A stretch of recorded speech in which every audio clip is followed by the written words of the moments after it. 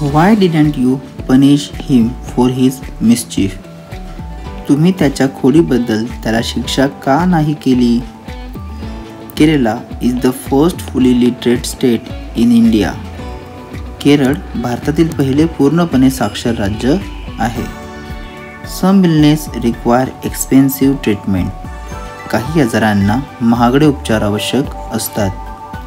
The discovery of electricity made human life more comfortable. विजेच्या शोधाने मानवी जीवन अधिक आरामदायी बनले. Every drop of water is precious. पाण्याचा प्रत्येक थेंब मौल्यवान आहे. The frightened deer ran away from the lake without quenching its thirst. घाबरलेले हरिण त्याची तहान न शमवता तळ्यापासून दूर पळाले.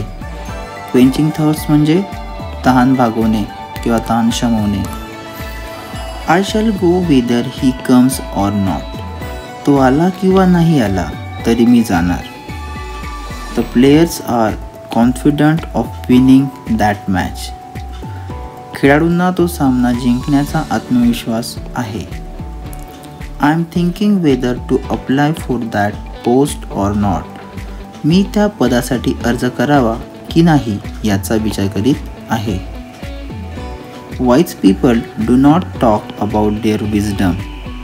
सुज्ञ लोक त्यांच्या सुज्ञपणाबद्दल बोलत नाहीत.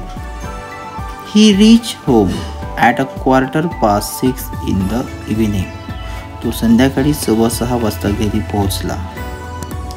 The carpenter was making a cupboard.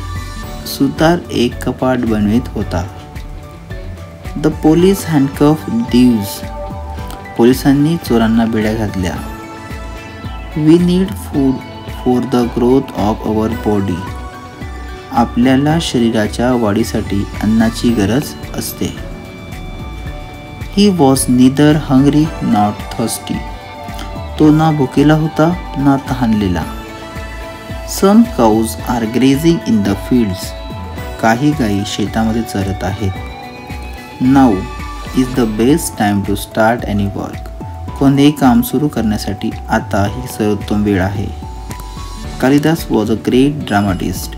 Kalidas एक थोर नाटककार होता. This is a golden opportunity for him. ही त्याच्यासाठी एक सुवर्ण संधी आहे. A terrorist was tied with a heavy iron chains.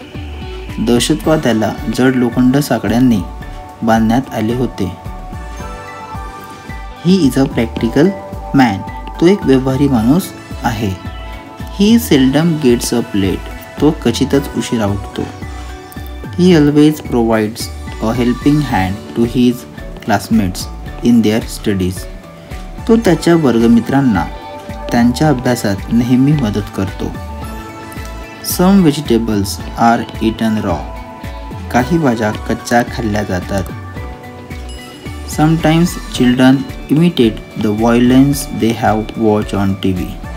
काही वेळेस मुले टीव्हीवर पाहिलेल्या हिंसेचे अनुकरण करतात.